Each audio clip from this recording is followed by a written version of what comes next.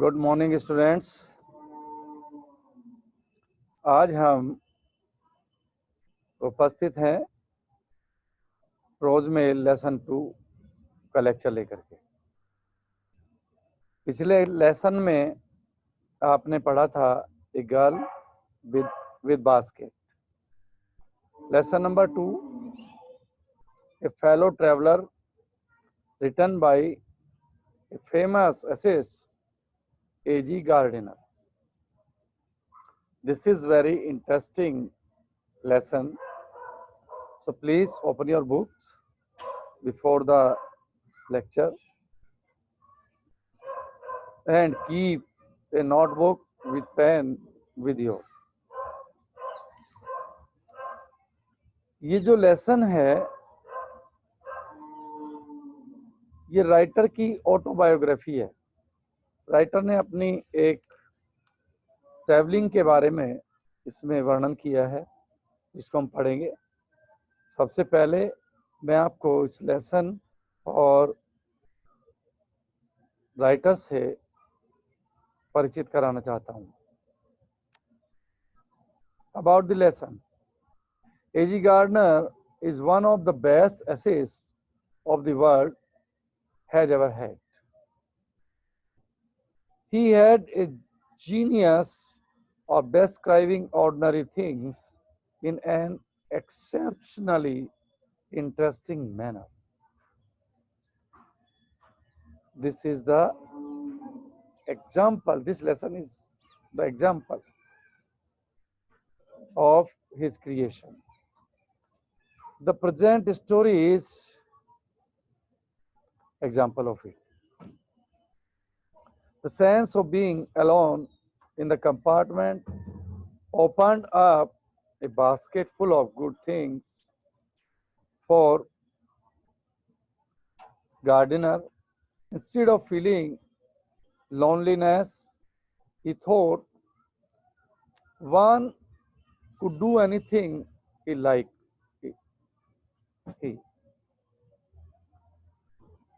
He could stand upwards on his head and nobody would see him. He could sing, dance, open or shut the windows, but nobody would object it. But alas, a mosquito was disturbing him. The mosquito fluttered, took a round in the compartment, and sat on the nose of the writer. He flicked it off, but it again sat on his nose after taking another round of the compartment. Then it sat on the back of his hand and then on the newspaper he was reading. He warned the mosquito twice, but in vain. Now Gardiner decided to kill it. He adopted many tactics to get hold and kill the mosquito, but every time it escaped. At last, Gardiner began to enter into the spirit of a fellow mosquito. It was no more a mere insect for him. He realized that he and the mosquito were fellow mortals in this world. But by chance, they had become fellow travelers that night. Gardiner concludes that we take birth, but we do not know from where we have come. This remains a mystery. Our life in this world is very short, yet it is full of wonders. We have to struggle hard, no life for this short period. Then we go away from this world our own way. In this lesson, Gardiner हमें ये बताना चाह रहा है कि जो इंसान का जीवन है, इस कहानी के माध्यम से उसने ये बताया है कि जो हमारा जीवन है वो बहुत छोटा है और इस जीवन में हम सभी एक दूसरे के सहयोगी हैं और हमारी जो लाइफ है वो वंडर्स से भरी हुई है और हमें इस पूरे जीवन में स्ट्रगल्स करने हैं, कठिन परिश्रम करना है और इस छोटे से पीरियड में अपने आप को साबित करके दिखाना है और खुश रहना है, अपने जीवन को जीवन यापन करना है।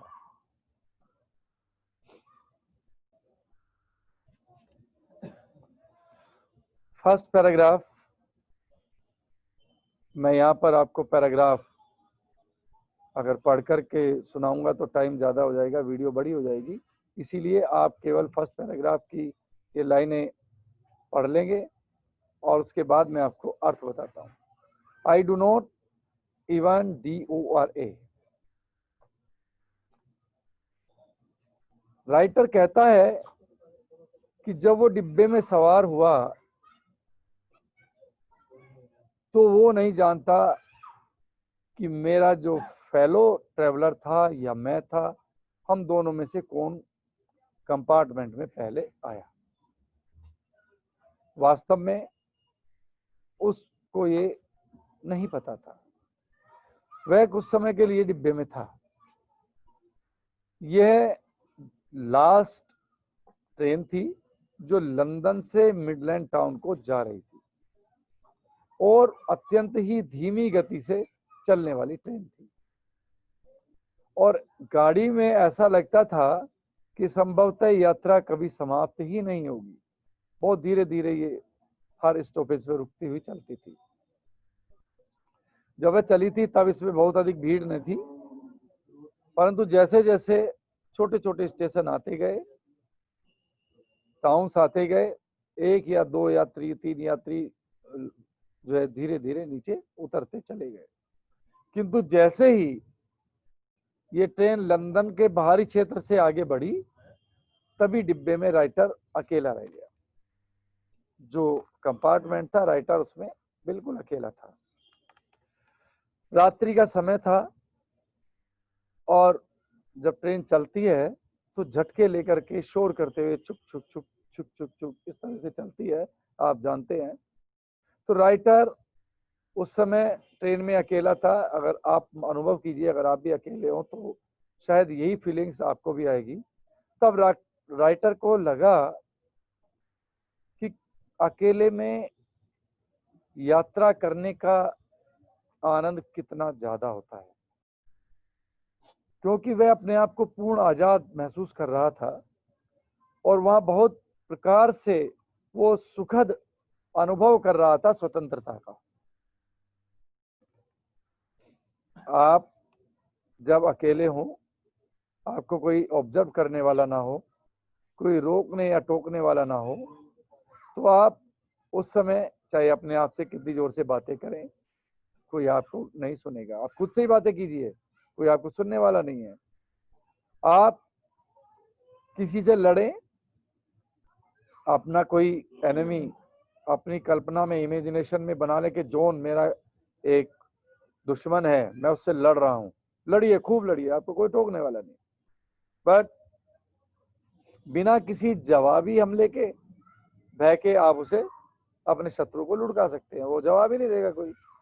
आप अपने सिर के बल खड़े हो सकते हैं, आप डांस कर सकते हैं, गोल्फ खेल सकते हैं, या किसी बिना रोक टोक के फर्श पर कंचे खेलने का भी आनंद ले सकते हैं, जो कि आपने बचपन में लिया होगा। कंचे खेलने का शौक बड़ा अच्छा होता है जब बच्चे छोटे छोटे होते हैं। अपने बचपन में अधिकतर सभी बच्चों ने कंचे खेले होंगे। और राइटर ने महसूस किया कि आप दोनों खिड़की खोल सकते हैं या बंद कर सकते हैं, और या कोई एक कोना चुन लीजिए और आप बैठ करके बारी बारी से सारे कार्य कर सकते हैं, या आप अपनी सीट के ऊपर लेट करके लंबे लेट जाइए और सारे नियमों को तोड़ दीजिए। कोई नियम कानून आपके ऊपर उस समय लागू नहीं होता। डोरा एक कानून है और जिसका उल्लंघन करने पर अंग्रेजों ने एक कानून बनाया था, DORA, उस कानून का उल्लंघन करने पर सजा दी जाती थी। परंतु आप उस डोरा कानून का भी उल्लंघन कर रहे हैं तो आपको कोई देखने वाला नहीं है। Second paragraph, on this, last word है ह्यूमिलिएटेड मी।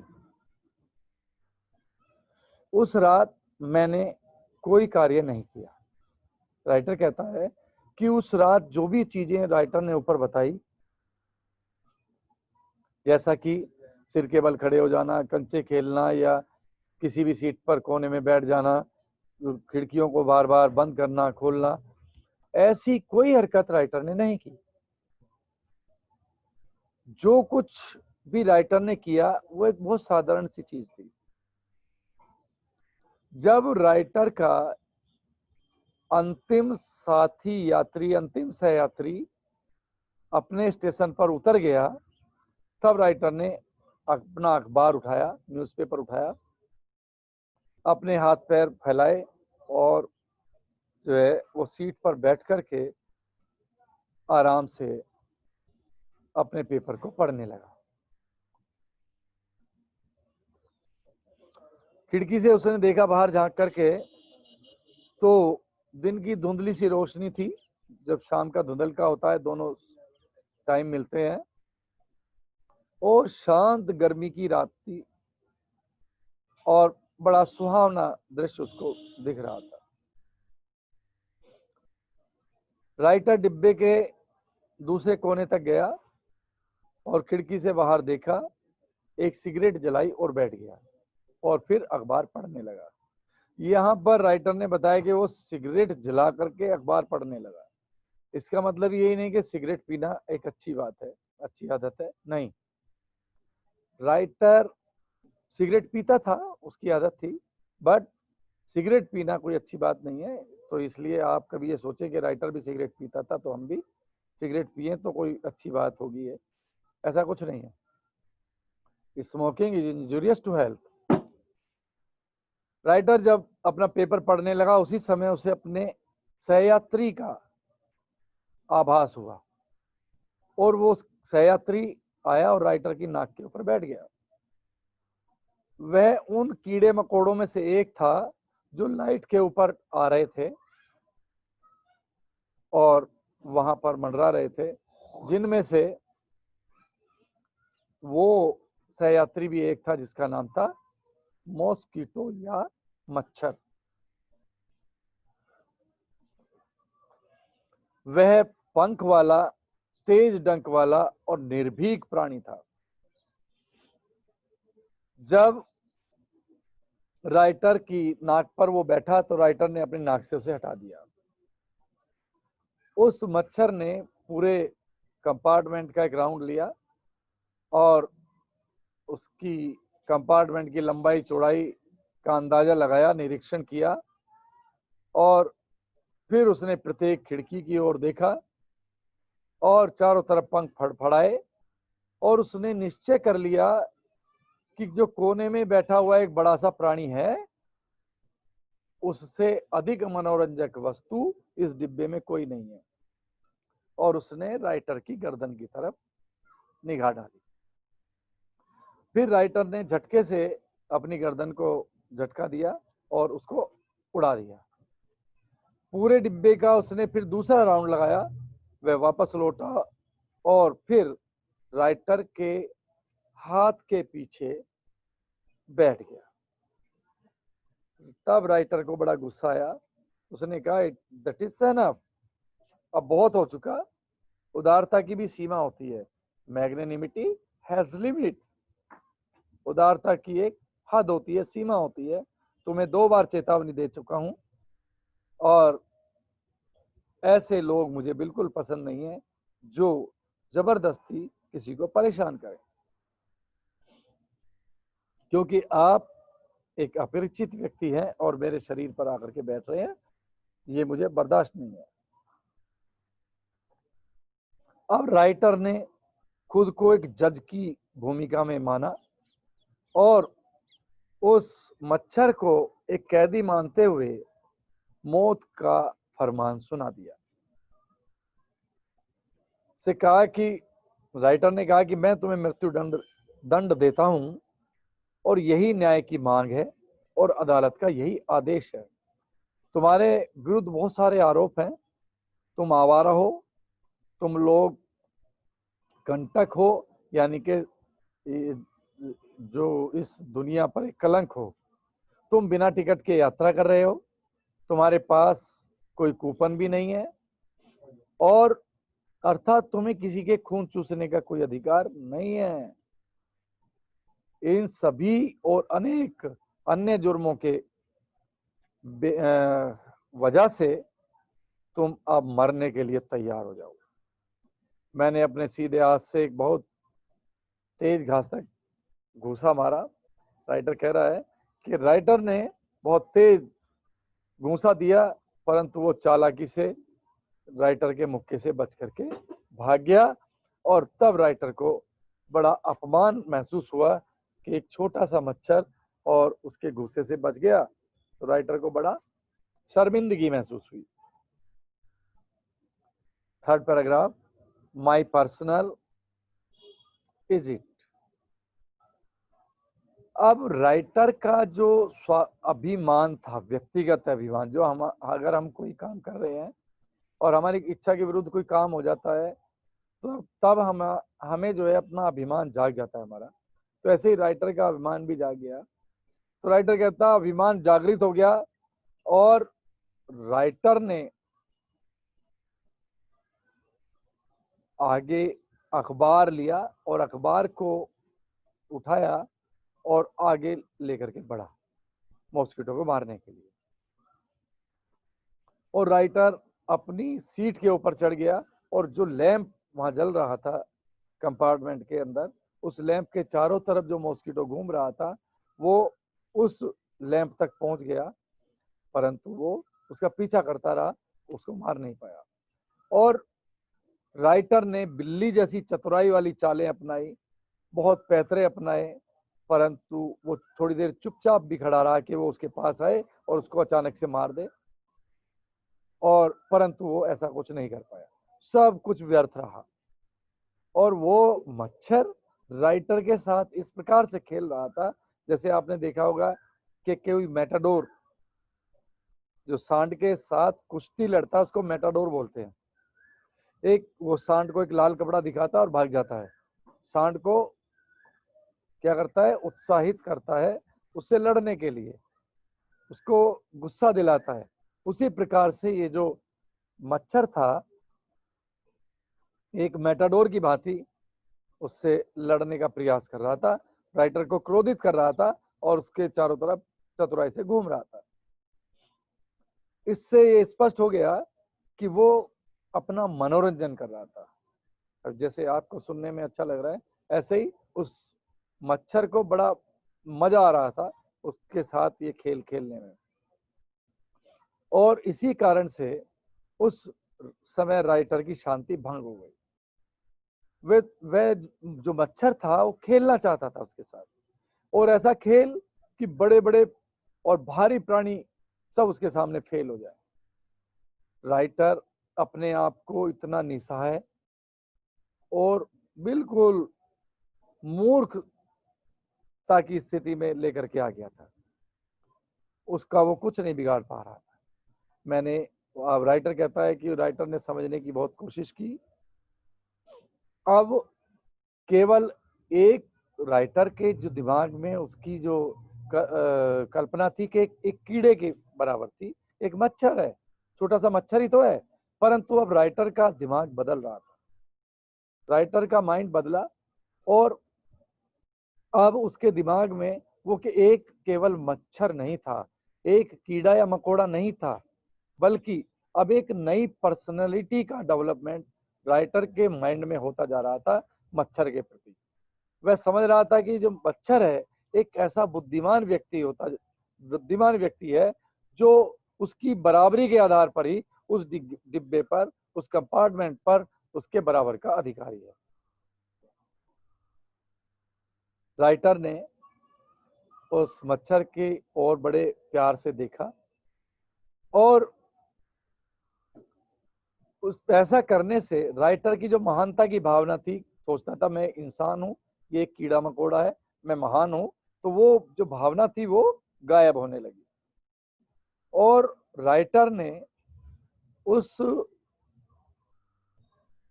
अपने आप को ये समझाया कि वो उस प्राणी से कैसे महान बन सकता है, जो स्पष्ट रूप से उस प्रतियोगिता में इस समय में राइटर का स्वामी बन चुका था, जिसमें वह इतनी देर से लगे थे और राइटर उसको हरा नहीं पाया था।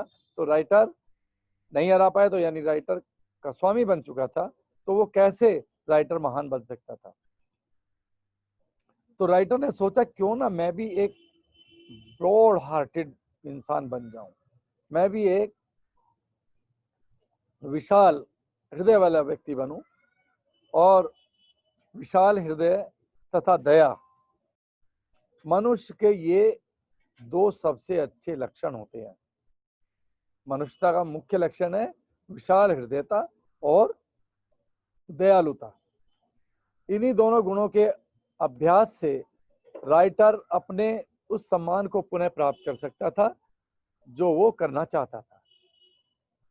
इस समय राइटर एक हंसी मजाक की वस्तु बन चुका था और वो दयावान होकर ही मनुष्य के नैतिक सम्मान को पुनः प्राप्त कर सकता था और सम्मान के साथ अपने सीट पर जाकर कोने में बैठ सकता था। अब राइटर कहता है, अपनी सीट पर जाता है, बैठ जाता है और कहता है कि एक तुच्छ प्राणी, जिसको मैंने एक तुच्छ प्राणी समझा, तुम भी मेरे एक बराबर के सहयात्री हो, मेरे इस डिब्बे में बराबर के भागीदार हो, और मैंने जो तुम्हें मृत्युदंड दिया था, अब मैं उस मृत्युदंड को वापस लेता हूं। डेथ सेंटेंस को मैं वापस लेता हूं। मैं तुम्हें नहीं मार सकता, किंतु मैं तुम्हारे मृत्युदंड को क्षमा कर सकता हूं। ऐसा मैं कर रहा हूं, यानी कि मैं तुम्हें मारूंगा नहीं बल्कि क्षमा कर दूंगा। ऐसा करने से मेरी महानता, तो उसने सोचा कि मेरी महानता साबित होगी। Paragraph 4, I took up my round the land. तब राइटर ने अखबार उठाया और अपनी सीट पर बैठ गया और कहने लगा, ए मूर्ख साथी, तुमने स्वयं को मेरे हवाले कर दिया है। इस सम्मानित साप्ताहिक पत्र के दोनों पन्नों को यदि जोर से बंद कर दूं तो क्या होगा, तुम्हारा सैंडविच इस लेख के अंदर बन जाएगा। क्यों? क्योंकि जो मैगजीन राइटर पढ़ रहा था, अखबार में एक लेख था, पीस ट्रैप्स, और दूसरी तरफ दूसरे पन्ने पर एक लेख था, the modesty of mister Hughes. उन पन्नों के बीच में वो जो मॉस्किटो था आकर के बैठ गया। तो राइटर कहता है कि अब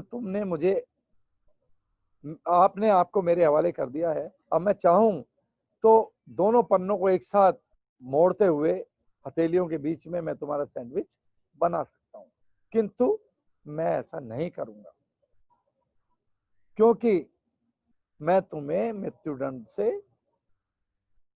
क्षमा कर चुका हूं। मैंने तुम्हारा मृत्युदंड क्षमा कर दिया है, मैंने डेथ सेंटेंस वापस ले लिया है, और मैं तुम्हें इस बात से संतुष्ट करता हूं कि जो मैं कहता हूं वही करता हूं, यानी कि तुम मुझ पर विश्वास कर सकते हो।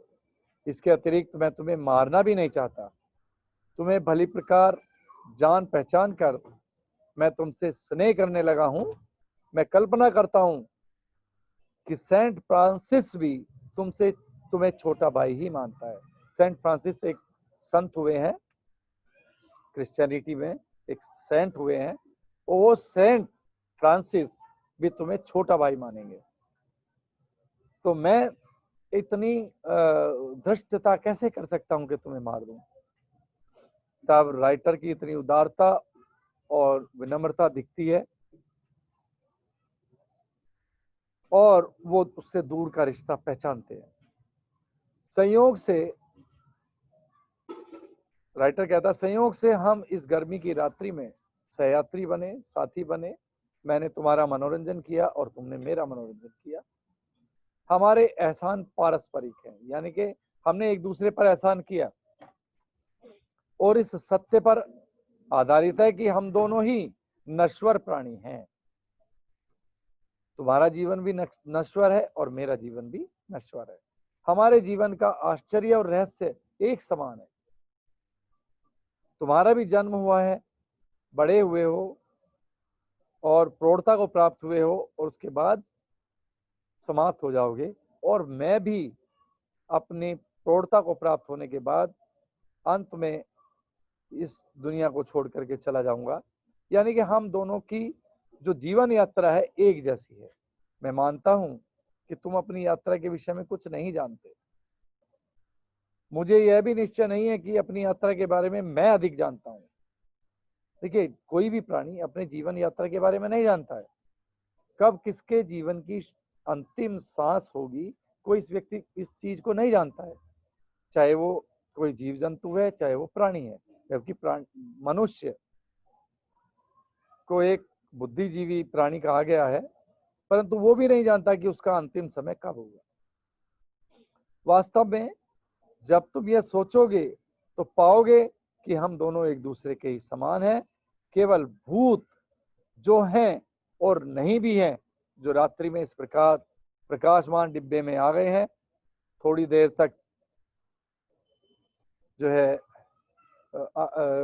इसके लैंप के चारों तरफ फड़फड़ा रहे हैं, अंधेरा होगा और फिर चले जाएंगे, और शायद यही जीवन का अंत है।